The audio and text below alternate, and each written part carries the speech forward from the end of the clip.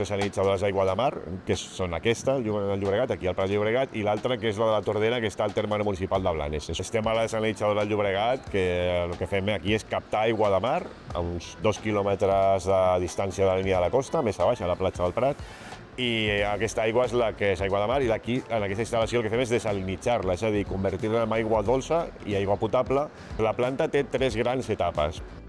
La primera d'elles és un tractament previ que fem a l'aigua per netejar-la. Ho fem amb el pretractament, que consta de 3 fases, una clarificació per flotació i 2 etapes de filtres, filtres per gravetat i filtres a pressió, que és la zona en la que estem ara actualment.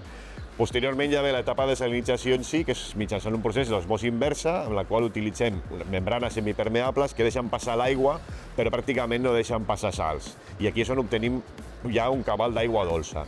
Aquesta aigua encara no és potable i el que necessitem és la tercera gran etapa, que és el posttractament de remineralització, a la qual aportem alcalinitat i calci a l'aigua perquè sigui una aigua equilibrada i apta pel consum humà, i finalment un tractament final de desinfecció per garantir que al llarg de tota la xarxa de distribució l'aigua està desinfectada i apta pel consum. El temps que tenim calibrat és el que triguem entre que captem l'aigua al mar i fins que arribes i posis de distribució de Sant Joan d'Espí a la Fontsanta. Aquest temps, acabar el punt, és de 5 hores i mitja. Ara mateix estem produint 2.000 litres per segon d'aigua potable, són 2 metres cúbics per segon, són uns 180.000 metres cúbics d'aigua potable cada dia, a una població equivalent aproximadament d'1,5 milió d'habitants. Funcionem 24 hores al dia, 365 dies l'any.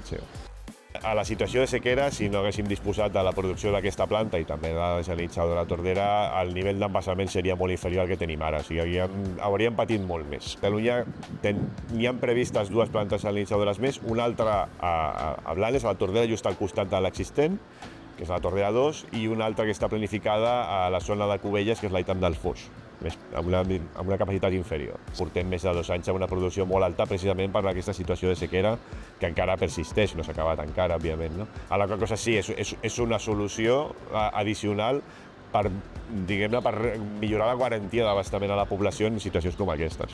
A Europa, Espanya és líder, òbviament, per necessitat, entre altres coses. Les Illes Canàries, Illes Balears i tot el llevant mediterrani, hi ha moltes plantes instal·lades perquè tenim la necessitat.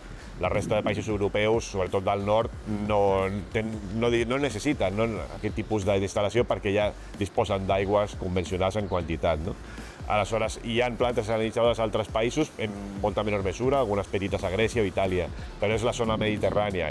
Després ja anem a Israel, que és Orient Mitjà, però conca mediterrània també, i després referents a nivell mundial, Orient Mitjà, Austràlia, sobretot. Algunes instal·lacions, poques als Estats Units, i a Sud-amèrica, que comencen a haver-hi algunes també a la zona de Xile, alguna a Perú, Colòmbia. Que l'aigua és perfectament potable perquè compleix tots els paràmetres i totes les exigències que marca la legislació de consum. Després, el factor que intervé després és el gust de cadascú.